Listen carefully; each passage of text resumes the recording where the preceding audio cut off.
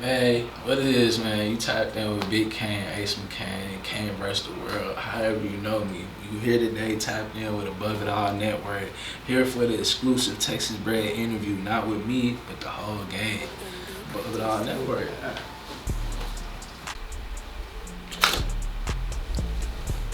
So today's your birthday. Yes, sir. Let us know what the date is. April 14th, Aries Nation. The greatest niggas in the world. I don't care what nobody talking about. How you feeling? And not just, as far as your birthday, but just like in life right now. I feel like birthday is always a good day to reflect on a lot of different things. How you feeling in life? At this current moment, I'm just thankful to, have like some real authentic, genuine people that, support what, not only a crazy nigga dream from Greens Point, but a network that could really change everybody's lives if I do this shit the right way, you know what I mean? And to see it like forming in front of me with some real genuine motherfuckers, like good, it can always be worse. You know what I mean? Mm-hmm. We ain't homeless. A lot of people ain't going through different things right now. It could be a lot of different things that could be worse, you know what I'm saying? But, even that's not worried, but you know what I'm saying? Like, it could always be bad. So why complain about it? I'd rather do something about it instead of complaining about it. What do you want for your birthday? Shit, I ain't gonna lie. I kinda got it already, what I want for my birthday. That shit come out tomorrow. I need them Jordan 1s, the green and black Jordan 1s. We're gonna pick them hoes up at 12 o'clock tomorrow. If I don't got them, I still got an early pair of babes, so I'm good. Got what I want for my birthday. That's it, simple man. Simple man, and we turning up this weekend, you feel me? Sunday, my show, Cain Week, Cain and Friends. It's gonna be some special guests. Yeah, man, I'm getting what I want out of life, man. I asked God for what I wanted this year. I wanted my own business, so I got that. So I don't like to be too greedy with my blessings. That's just how I am. Alright, Cain, I want to know, what does it mean to be real to you? Staying above the surface, like realizing reality about things. That's what's being real. Okay. What's the realest thing someone's ever done for you? Be real with me, like generally, not just to get things. Okay. And what's the realest thing you've ever done for somebody? Help their situation. Who's the realest person you know? My team. Bet. Alright, so let's go ahead and get into it. Introduce the team. Man, I could introduce them myself, but y'all know me, so I'm gonna just let them go get right into it, man. I don't know who wanna speak first, Shit, we got King Jody in the building coming out the east side, trying to get right. Yeah, we got Screwstone Kid in this bitch going down. The real go-getters, not like them other guys. Oh God.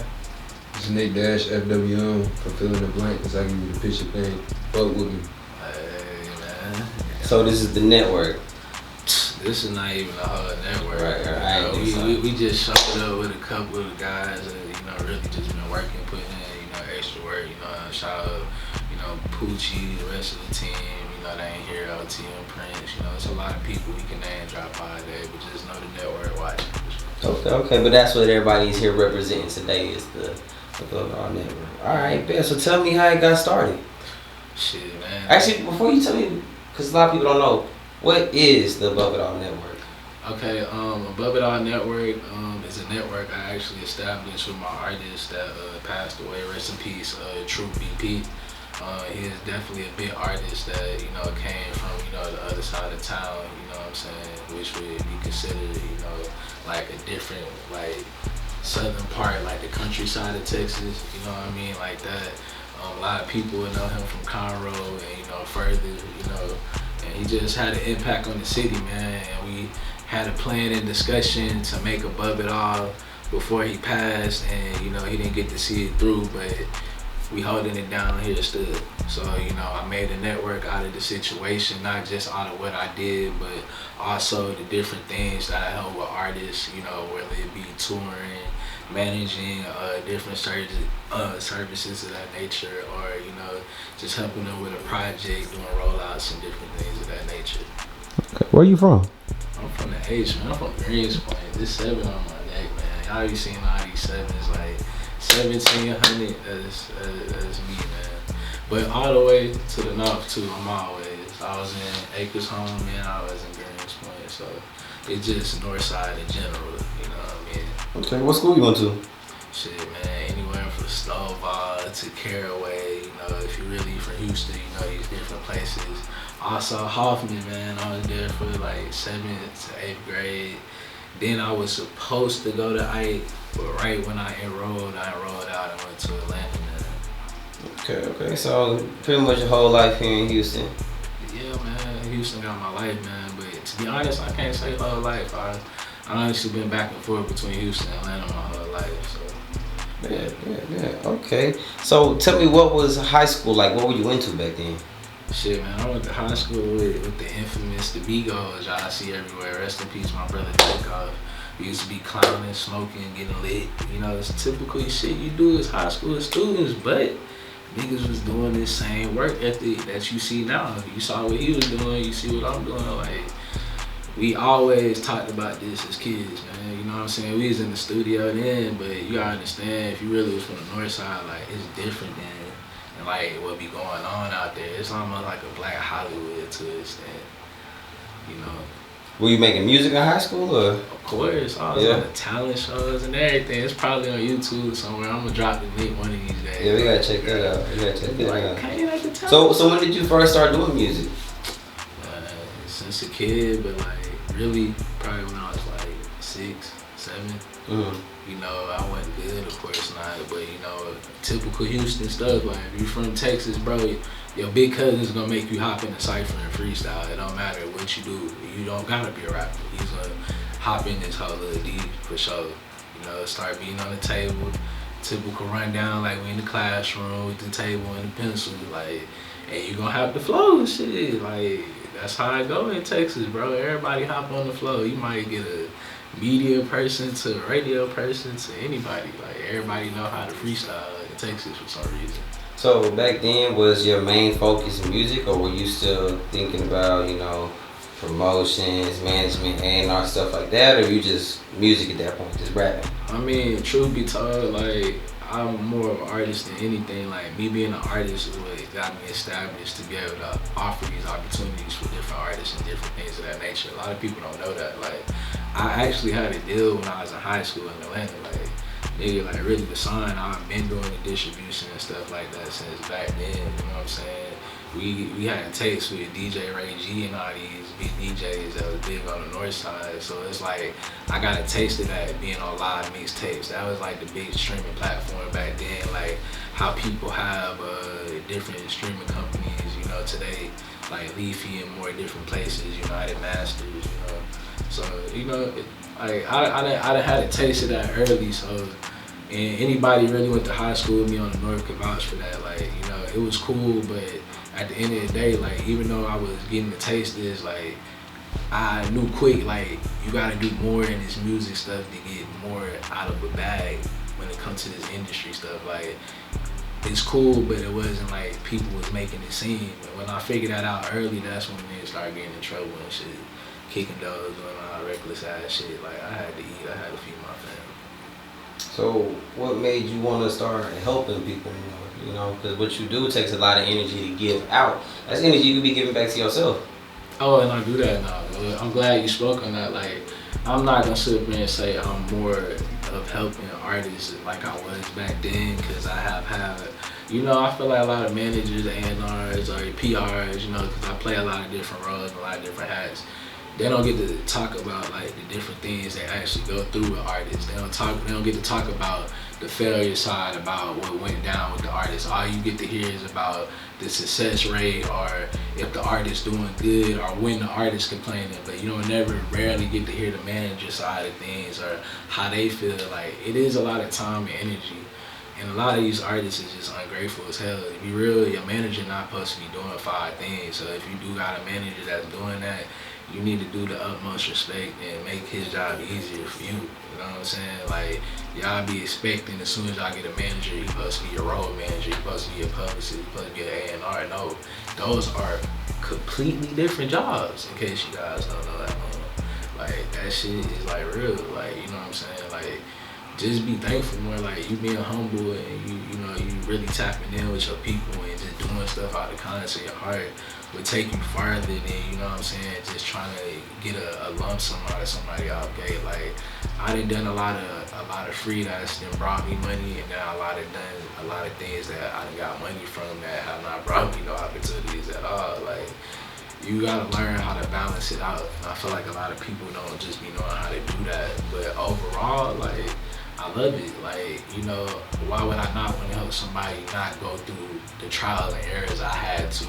And I go with investing and spending money, messing with different blogs to, you know, different people in the city, whether from videographers to graphic designers. Like, that's why I made a network. So people know exactly who to go to for the right things and the right reasons. Like, instead of just any reason. What do you feel like is the most valuable thing you've learned from your experiences over the years? It's a dog eat dog game. You know what I'm saying? Just, if you're doing business with people, just make sure your people is taken care of too. Because they gonna make sure that people taken care of first. And that's just the most crucial part about it. Like, no matter what type of business and deals you do in this game, like, it's gonna be something dirty down the line.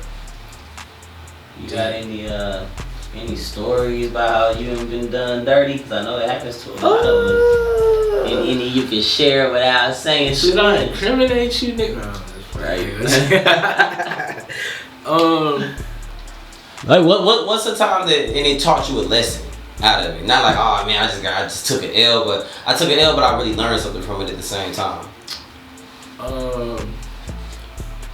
I had a situation last year with a very big independent artist by the name of Lucky. A lot of y'all may know him in the underground. We signed a producer to one of my A&R's brands called Legend Management. Shout out Iowa, you know what I'm saying? They got things pumping out there. They just did a show with Jada Young and more. So, like, I got different sectors of the team, you know, just putting in work, you know what I'm saying? Pretty much, Brody was just being like, you know what I'm saying, extra about a lot of things, to be honest with you. And he just ain't keep his word about a lot of things that he said he was gonna do. Like, that's why when it comes to certain things and agreements, just make sure you have, you know, NDAs, things and arrangements, maybe some type of paperwork or formal agreements if it's not your people and you don't normally just do business and, you know, casual things with them. Like, a lot of things can get misconfused. Like, people were saying one thing and going to the label and telling them a whole nother, and where it actually was investing into this producer, you know what I mean? Like, and this certain placement we was investing in. Like, who not gonna invest in a placement with your producer or artist if they're not getting some type of, you know, exposure and income off of it? Like, that'd be crazy. So we do all this work to put out this Lucky single and stuff like that. We didn't get nothing from it. Come to find out, he never even talked to the label. To this day, he still owes like 4 or 5 days. Yeah, I was gonna ask, was it one of those situations where and he blocked us on Instagram, lame. Yeah, it'd be like that. I was wondering if it's a situation, you know, sometimes somebody might promise something and they really do try, and they just can't deliver. Yeah, but just say that. You know, Right, it's a difference from being transparent from just kind of finessing, leading people on, selling dreams. Yeah, that was 101, but it's all good. We going to court, so I hope you got that bread right. Yeah, so we got into a little bit of the backstory, we got to know you and everything. So where are you at as of today with the Above It All network, with your music, with your movement, with everything? Shit, man, we've been putting in work. I just dropped a documentary, 25-8-365 No Days Off, Volume 1. We currently working on Volume 2. We also got a movie in the works. Also, we working on the team tape, Above Air. We also, you know, got the Hispanic side of the label, you know, Above the Family. They got a lot of stuff coming. You know, they got their own brands, labels, and things going. So, you know, they finna go crazy, get things cranking running in the city. And we just got a lot of new stuff coming, bro. Like, and of course, you know, my singles and stuff finna come. Of course, y'all, if y'all been watching my socials, you've been seeing me drop a lot of different things on Instagram. Like, all that's finna come. We finna start flooding. We just had to make sure to do it the right way. You know what I'm saying? If you're on streaming platforms, go stream Cain vs. the World right now.